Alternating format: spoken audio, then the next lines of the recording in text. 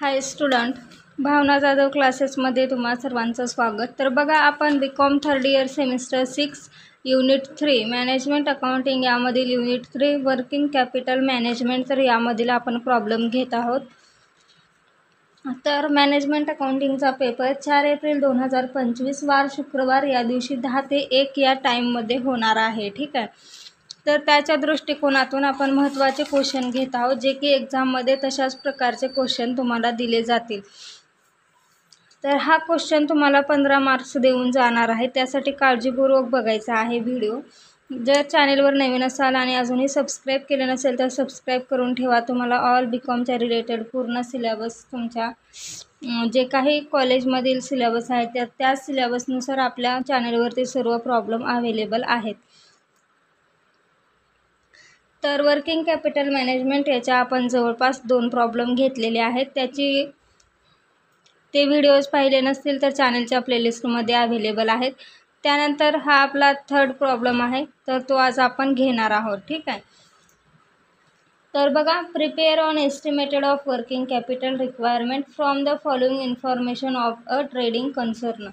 तर तुम्हाला एकूण 7च ॲडजस्टमेंट म्हणजेच दिलेले जातील प्रॉब्लेममध्ये.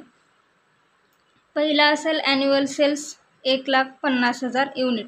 तर युनिटमध्ये दिलेला आहे, आपल्याला रुपीजमध्ये कन्वर्ट करून घ्यायचं आहे. तर ही वर्किंग नोट 1 नंबर होणार आहे. म्हणजेच नंबर 1ची वर्किंग नोटमध्ये आपण नंबर ऑफ ॲन्युअल सेल्स जे आहे तर याचं आपण रुपीजमध्ये कन्वर्ट करून घेणार आहोत.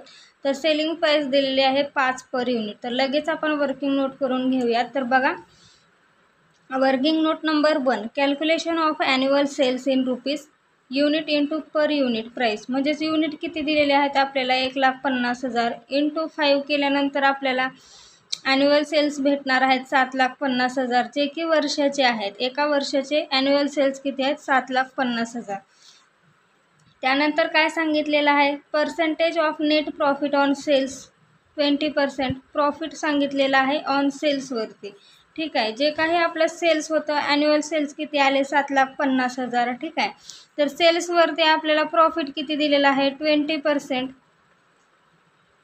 तर आपल्याला 20% जो प्रॉफिट आहे तर ते प्रॉफिट आपल्याला, हे पहा प्रॉब्लेममध्ये वीकमध्ये प्रॉब्लेम दिलेला आहे, त्यामुळे आपण हे calculation of sales per week, तर हे वीकचं आपल्याला काढायचं आहे.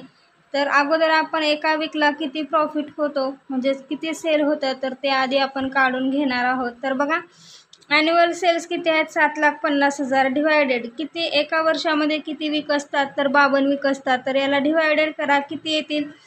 14,423 पर वीक येणार आहे. तर पर वीक जो आहे तर यामध्ये कितीचा प्रॉफिट आहे तर तो आपल्याला काढायचा आहे. तर तिसरी वर्किंग नोट करायची आहे, calculation of sales at cost per week. Sales per week किती आलेला आहे आपला आत्ता? 14,423. तर यावरती 20% काढायचं आहे. किती राहतील? तर 2,885. तर 2,885 हे सेल्स पर वीकमधून लेस करायचं आहे. आपल्याला कॉस्ट पर वीक भेटलेला आहे 11,538. तर पर वीकमध्ये माहिती दिलेली आहे तर तीच आपल्याला इथे इंटू करून घ्यायची असते. त्यामुळे पर वीकमध्ये काढणं गरजेचं आहे. तर बघा, percentage of net profit on sale 20% आपण काढून घेतलेला आहे.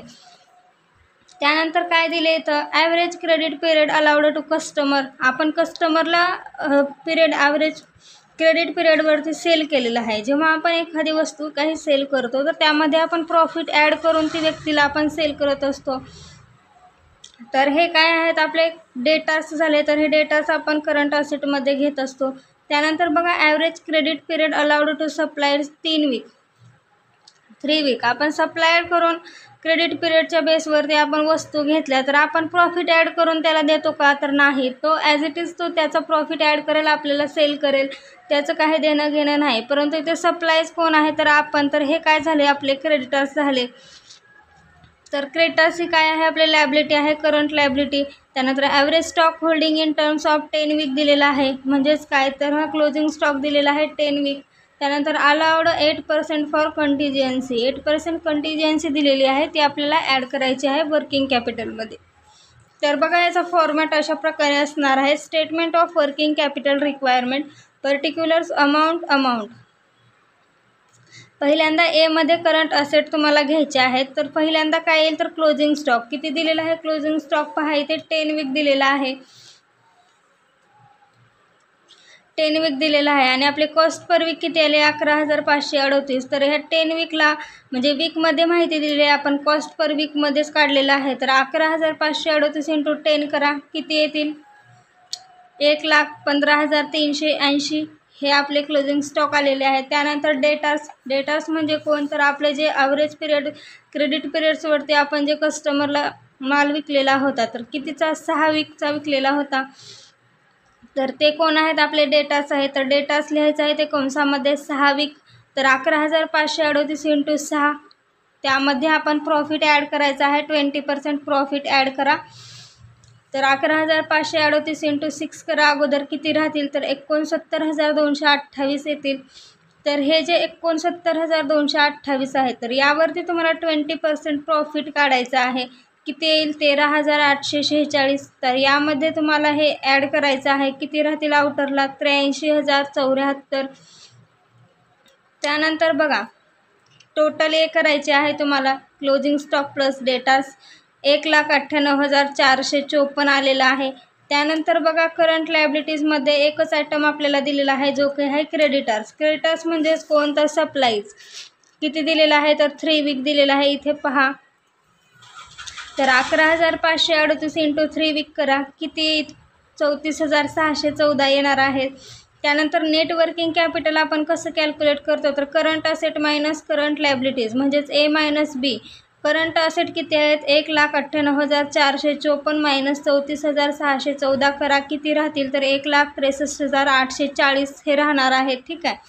त्यानंतर ॲड आपल्याला कंटिंजन्सी दिलेली आहे 8%, तर ती आपल्याला ॲड करायची आहे. तर इथे लक्षात घ्यायचं आहे तुम्हाला, ही जी कंटिंजन्सी आहे तर ही आपण कशावरती कॅल्क्युलेट करत असतो तर हे जे आपलं नेट वर्किंग कॅपिटल आलेलं आहे यावरती 8% कॅल्क्युलेट करायचं आहे. म्हणजेच 1,63,840 इंटू 8 डिवायडेड 100 करा, तुम्हाला भेटेल 13,107 एवढी तुम्हाला कंटिंजन्सी भेटेल. त्यानंतर तुम्हाला नेट वर्किंग कॅपिटलमध्ये कंटिंजन्सी ॲड करायची आहे, तर तुम्हाला भेटेल वर्किंग कॅपिटल रिक्वायरमेंट 1,76,947.